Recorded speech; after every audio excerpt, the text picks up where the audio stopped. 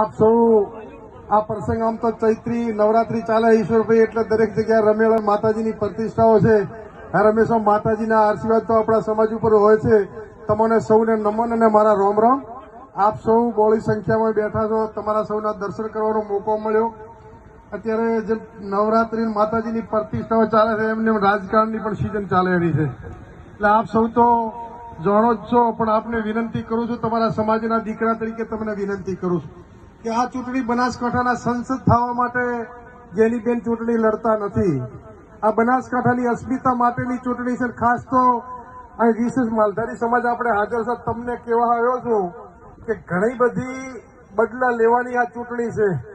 આ વર્ષો પછી ડીસાનો સંઘ કોણે પડાવી લીધો એને જવાબ આપવાની આ ચૂંટણી. લાખણી માર્કેટયાર્ડની ચૂંટણી રદ રખાવનારા કોણ છે એને જવાબ આપવાની આ ચૂંટણી. તમને એક દાખલો આલું. ધાનેરાનો મફતલાલ પુરોહિત ધારાસભ્ય હતા અને મફતલાલને દબાવવા માટે શું કરવું પડે, વસંતભાઈને લાયા. અત્યારે મફતલાલ ને વસંતભાઈ એકેય મેદાનમાં નથી એટલે બહારના જિલ્લાના માણસે સીધે સીધા કોઈની સામે લડતા નથી.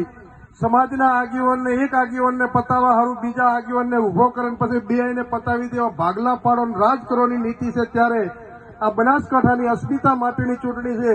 બનાસકાંઠા જિલ્લાને આઝાદ કરવાની છે ચૂંટણી છે. ત્યારે આપને મરું પણ માગવું નહીં, તનકે કાજ પરમારથને કારણે મોગતો ના આવે લાજ. તમારી પાસે ખોળો પાથરું છે, ખોળાની લાજ તમે બનાસકાંઠા માટે રાખો એવી વિનંતી કરું છું.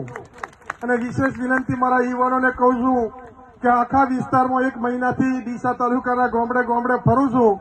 તમારા ધારાસભ્ય એમ કહેતા હતા કે 1 લાખની લીડ મળે, એવું તો હું નથી કહેતો, પણ માતાજી ભગવતીના આશીર્વાદ રહેશે તો ડીસા તાલુકામાં કોંગ્રેસ પાર્ટીને 10 થી 20 હજારની લીડ મળવાની છે. ડંકાની ચોટ ઉપર ડીસા તાલુકો લીડ આપવાનો છે. ત્યારે આપ સૌ ખભે ખભો મિલાવી અને ડીસા વિધાનસભામાંથી સૌથી વધુ વોટ મળે અને લીડ મળે.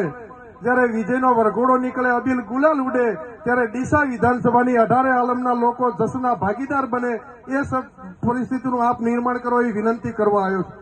વિશેષ આપ સૌ સમજો છો કે આપણા સમાજને વેર વિખેર ભાગલા પાડનાર બનાસકાંઠા જિલ્લા બહારના લોકોની ચૂંટણી.